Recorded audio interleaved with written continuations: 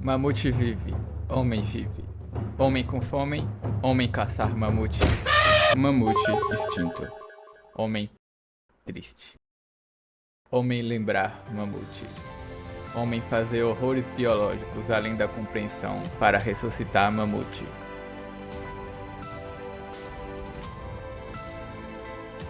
Mamute vive.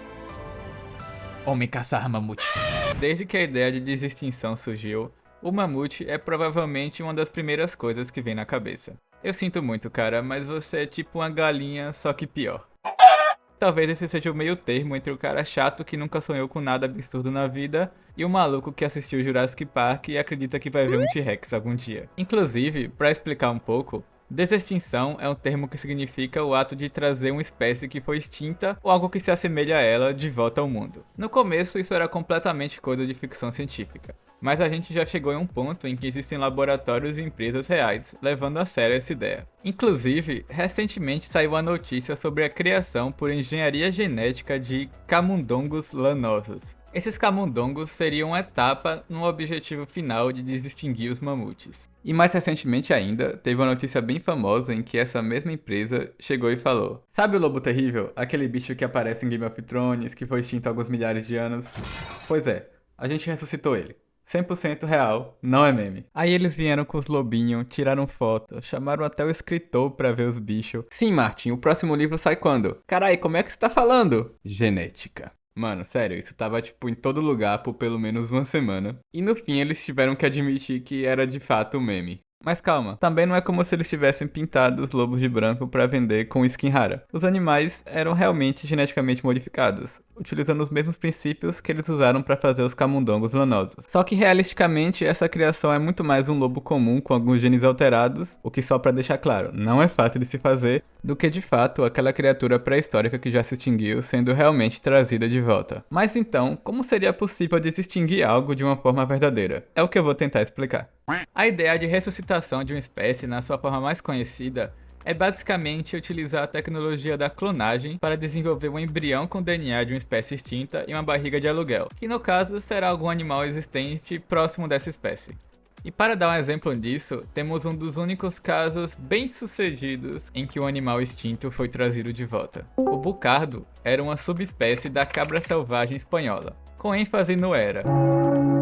Porque apesar de ser abundante na época medieval, ele foi intensamente caçado no século XIX e XX, ao ponto de sua população ser dizimada e só restar apenas uma fêmea antes da virada do milênio. Foi aí que os cientistas decidiram capturar ela temporariamente para colher amostras de suas células. E essa decisão veio com um timing incrível, pois a espécie iria derradeiramente se extinguir um ano depois. É importante lembrar que o sucesso da clonagem da ovelha Dolly e a técnica usada haviam sido publicados em 1997, então é meio óbvio que essas células não foram coletadas na inocência. E em 2003, os pesquisadores tentaram reaplicar o método para trazer o bucardo de volta, extraindo o núcleo das células coletadas e usando cabras domésticas como doadoras de óvulos e barrigas de aluguel. Dos 285 embriões criados, apenas uma gestação se desenvolveu até o estágio do parto. Naquele momento, um bebê bucardo nasceu e marcou a volta da espécie ao mundo. Só que infelizmente por apenas 8 minutos, porque o animal tinha problemas nos pulmões e morreu logo em seguida. Testes de DNA confirmaram que suas células eram geneticamente idênticas à do bucardo. 285 tentativas, um clone vivo por 8 minutos. A experiência foi considerada um sucesso e os cientistas prometeram que tentariam reviver mais bucardos nos anos seguintes. Pro bem ou pro mal, eu estou fazendo esse vídeo em 2025 e nenhum bucardo foi trazido de volta até o momento. Então, o ponto é que teoricamente funcionou com aquela pobre cabra e pode funcionar com os mamutes também. O problema é que, diferente da situação do bucardo, onde deu pra colher as células enquanto a espécie ainda existia, o último mamute morreu há milhares de anos. Então simplesmente não tem como encontrar restos que tenham ficado preservados a ponto de... Mercado Livre! Ok, isso ajuda um pouco as coisas. Em 2005, análises iniciais nos DNAs encontrados nesses restos apontaram o elefante asiático como o animal geneticamente mais próximo ao mamute. Eles compartilharam um ancestral comum há 7 milhões de anos atrás e 99% do seu genoma é idêntico. 10 anos depois, em 2015, o genoma completo do mamute já se encontrava totalmente sequenciado, Em um artigo bem famoso da Nature de 2019, pesquisadores afirmaram que conseguiram recriar atividades biológicas em núcleos de células de mamutes pela primeira vez. Os núcleos vieram de um espécime encontrado no permafrost e que viveu há 28 mil anos, e o que eles fizeram foi injetar esse material em óvulos de camundongo em um procedimento similar à clonagem tradicional. Só que eles mantiveram os núcleos originais dos camundongos, na tentativa de que a maquinaria celular deles interagisse com o DNA recém-adicionado do mamute. E isso realmente aconteceu, com proteínas do camundongo se organizando na região próxima ao núcleo do mamute para formar uma nova estrutura nuclear. E até mesmo em alguns casos ocorreu a formação de um fuso mitótico, que é uma parte crucial do processo de divisão celular. Só que depois de um tempo, inevitavelmente essa estrutura era absorvida pelo núcleo do camundongo e o ovócito se degenerava sem realizar nenhuma divisão. Provavelmente porque o DNA do mamute tinha danos extensos por causa do processo de congelamento. E aí não tem muito o que fazer, esse é o maior obstáculo de tentar clonar o mamute. Por mais que se encontrem restos em excelente estado de conservação, as suas células não estão mais vivas, e possuem danos que a ciência atual não consegue reparar. Sério, se realmente houvesse o milagre de encontrar um mamute preservado com células vivas, eu não me surpreenderia se o mamute inteiro estivesse vivo, começasse a levitar e falasse que vai restabelecer o equilíbrio entre as 4 nações. Com isso, sobrou a única forma de ressuscitar o mamute possivelmente realizável pela humanidade, que é alterar geneticamente um embrião de um elefante asiático, mudando a sequência de seu DNA para que ele passe a ter os genes de um mamute. E vire, portanto, para todos os fins, um mamute. Um detalhe é que eu falei possível, mas não fácil. Muito pelo contrário. Para começar, essas pequenas diferenças entre as duas espécies estão espalhadas pelo genoma. Algumas podem não fazer efeito prático nenhum, mas outras vão afetar genes cruciais relacionados à pelagem, à resistência ao frio e a outras características da fisiologia do mamute. Estima-se que existam em torno de 1.600 genes alterados entre esses dois genomas, e isso é simplesmente muito mais do que a engenharia genética atual tem a capacidade de modificar com precisão.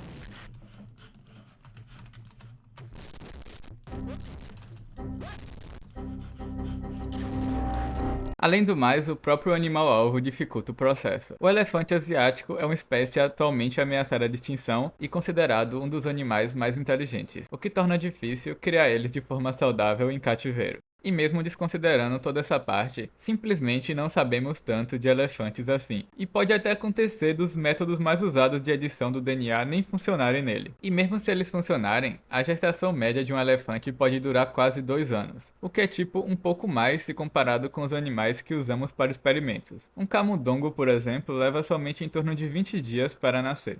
E é aí que voltamos para os camundongos lanosos do começo do vídeo. Eles são no momento o mais próximo que conseguimos chegar de realizar esse processo de mamutificação.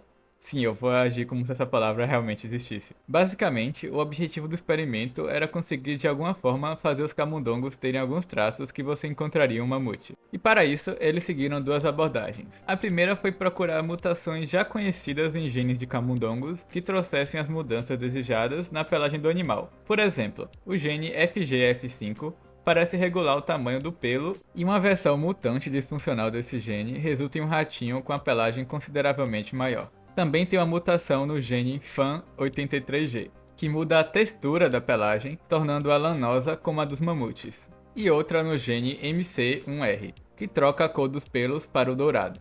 Essa eu não entendi muito bem, porque eu acho que mamutes estão muito mais pro lado do marrom, mas tudo bem. Percebam que essas não são mutações encontradas no genoma do mamute, e é mais como se eles estivessem tentando chegar no mesmo resultado final usando métodos diferentes. Porém, na segunda abordagem, eles usaram mutações que foram especificamente encontradas em mamutes e pareciam diferenciar eles dos elefantes, como a mutação no gene TGFA, ligada à forma do pelo, e no gene FABP2, que está relacionado ao metabolismo de lipídios. Possivelmente, a variação que os mamutes tinham trazia alguma vantagem em resistir às baixas temperaturas. Depois de decidir os genes que seriam alterados, chegou finalmente a hora da engenharia genética propriamente dita. O DNA é editado com técnicas como o CRISPR-Cas9 em um zigoto de camundongo que ainda está no estágio de uma só célula. Ele então se desenvolve em um embrião e aqueles embriões que estão saudáveis e carregando as modificações desejadas são transferidos para a barriga de aluguel para completar a gestação. Também é possível, ao invés disso, editar células-tronco embrionárias de camundongo e injetar elas em embriões normais quando eles ainda estão em um estágio bem inicial. A partir daí, elas vão começar a se dividir em uma taxa bem maior do que as células daquele embrião. E em pouco tempo, quase 100% das células futuras vão ser descendentes das geneticamente modificadas e carregar a modificação também. O que é um pouco mais bizarro do que o primeiro método, mas também funciona. O resultado final entre os embriões que conseguiram se desenvolver são esses bichinhos. E agora que eu falei isso tudo, dá pra ver que realmente foi um grande esforço em prol de camundongos peludos. Ok, até aí já foi muita coisa, mas para prosseguir no plano é necessário ir adiante e começar a mexer com células de elefantes. A Colossal Biosciences parece já ter pensado nisso e em 2024 os seus pesquisadores publicaram um artigo anunciando que haviam conseguido obter células-tronco pluripotentes induzidas de elefante. O procedimento, que já não é fácil normalmente, parecia ser quase impossível de ser feito em certos animais como elefantes e baleias. A causa para isso não está clara, mas os pesquisadores suspeitam que pode ter a ver com a misteriosa resistência dessas criaturas a desenvolverem cânceres, ainda que se espera que elas fossem mais vulneráveis a eles pelo seu grande tamanho e número de células, o que é chamado de paradoxo de Peto, mas isso é coisa para outro vídeo. Aviso antes de continuar, o progresso real parou mais ou menos aqui, então tudo a seguir é meio especulativo do que os pesquisadores planejam fazer e pode obviamente não dar certo no futuro. Eu expliquei anteriormente que um dos métodos possíveis de engenharia genética é alterar células-tronco e colocá-las em um embrião, onde elas vão rapidamente se proliferar e assumir o lugar das células normais. Se estamos falando de mexer em centenas ou milhares de genes de um elefante para mamutizar ele, esse pode ser o único jeito possível. Simplesmente não dá para fazer todas as alterações direto. Ao invés disso, é melhor ir fazendo mutações de pouquinho em pouquinho, criando linhagens de células-tronco de elefantes cada vez mais geneticamente parecidas com o genoma do mamute, até chegar em um ponto que todos os genes importantes já tenham sido modificados e essa linhagem final esteja pronta para ser colocada em um embrião. E lá vem mais problema. O embrião precisa se desenvolver em uma gestação para virar um pseudo-mamute de verdade. Senão ele é só um amontoado de células. Ou seja, fêmeas de elefantes teriam que ser usadas no experimento. Outro pequeno detalhe é que no experimento de camundongos, dos 90 embriões injetados em barrigas de aluguel, somente 7 nasceram. Ou seja, a eficiência foi apenas de 8%. E de novo, elefantes demoram 2 anos para nascer, o que torna tudo muito mais difícil. Mas eu aposto que se alguém chegou tão longe, não vai ser isso que vai pôr fim à missão. Eventualmente, uma gestação vai dar certo. Ou vai que no futuro próximo, a tecnologia de úteros artificiais progride tanto que dá para fazer um que suporte do início ao fim um animal que nasce com seus 90 quilos. Não importa, dá certo e o mamute dá seu primeiro suspiro em um mundo que não o via há milhares de anos. Agora é só confiar e jogar ele na Sibéria.